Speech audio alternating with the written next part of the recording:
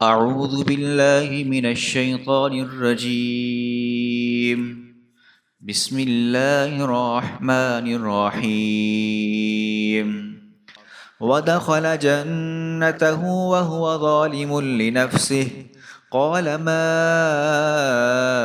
أظن أن تبيد هذه أبدا وما أظن الساعة قائمة وما أظن الساعة قائمة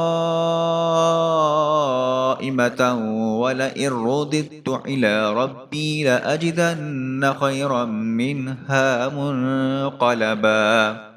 قال له صاحبه وهو يحاوره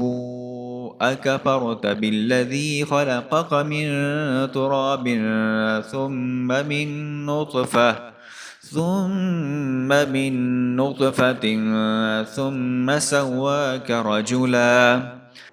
حمد و ثنائے رب کریم اور درود و سلام بر سید خیر الانام کے بعد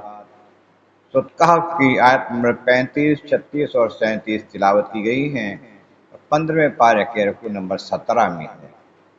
اس سے پہلی آیت میں بتایا گیا اے محبوب، یہ لوگ جو نہیں مان رہے حق اور باطل کے فرق کو، انہیں مثال دے کے سمجھائیے دو بندوں کی، جن میں سے ایک کو ہم نے باغ دیے دو، اور وہ باغ انگور کے باغ اور کھجوروں کی باڑ اس کے ساتھ ساتھ، کھجوریں بھی، کھجور کے درخت بھی اور انگور بھی، بڑا پھل دیتے تھے وہ۔ ان کے درمیان میں جو جگہ بچی اس پہ ہم نے فصلیں اگانے کے، کھیتی کا سامان کر دیا، پھر ان دونوں کے درمیان نہر چلا دی، اس کے لیے بہت پھل تھا، اس کے علاوہ بھی مال و دولت بہت تھا اس کے پاس۔ وہ اپنے ساتھی کو کہنے لگا جو کہ مومن تھا اور وہ غریب تھا، کہنے لگا تجھ سے میرا مال بہت زیادہ ہے اور میرے نفری بھی زیادہ ہے، بندے بھی بڑے زیادہ ہیں، آل اولاد بھی اور تعلق والے بھی۔ پھر ایک دن ایسا ہوا کہ اس کو ساتھ لے کے اپنے باغ میں گیا، اپنے اس دوست کو جو مسلمان تھا، یہ بے ایمان تھا، وہ ایمان والا تھا، ساتھ لے کے گیا اس حال میں کہ وہ خود ظالم لنفس سے ہی اپنے اوپر ظلم کرنے والا، یعنی کافر تھا، مشرک تھا، بے ایمان تھا۔ کہنے لگا دکھا کے اپنے ساتھی کو، اس دوست کو، مسلمان کو، باغ اپنا، باغ کی نعمتیں، پھل، سبزیاں وغیرہ کھا کے کہنے لگا ما اظن ان تبید بهذه ابدا، میں سمجھتا ہوں کہ یہ کبھی چیزیں جو ہے نعمتیں میری، یہ باغ اور ان کے یہ پھل وغیرہ کبھی ختم نہیں ہوں گے۔ لیکن لگا وما اظن الساعة قائمہ، میں سمجھتا ہوں، میرا گمان یہ ہے کہ قیامت کوئی نہیں آنی، اور اگر تمہارے خیال کے مطابق قیامت آ بھی گئی اور مجھے بارگاہ الہی میں پیش کر دیا گیا،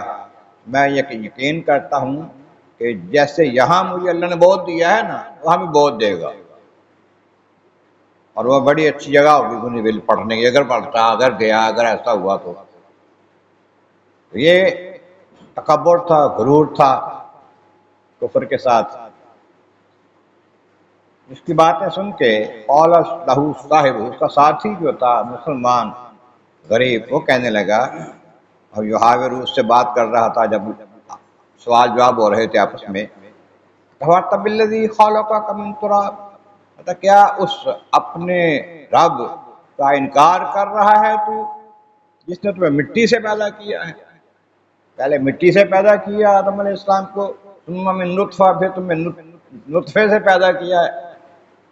جس نے اس طرح پیدا کیا ہے، مٹی سے تھا پہلے، پھر نطفے سے پیدا کیا تمہیں، ثم سواک رجلا، پھر تمہیں اس نے مکمل مرد بنا دیا ہے، تمہیں اس نے بالغ کر دیا، قوت دے دی، طاقت دے دی، عقل دے دی، سمجھ دے دی، اب اس کے بعد تو پھر اس کا انکار کر رہا ہے، کفر کر رہا ہے اس کے ساتھ۔ پھر اس کے بعد اس کو سمجھ تو کوئی نہ آئی،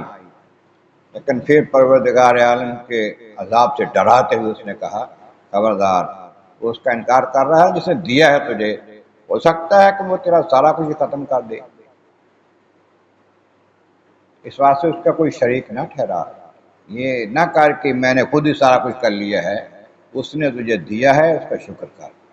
اس کا نام لے۔ لیکن وہ ناشکرا تھا،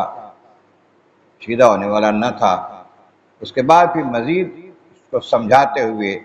گفتگو کی اللہ کے نیک بندے نے، وہ انشاءاللہ اگلی آیتوں میں آئے گی۔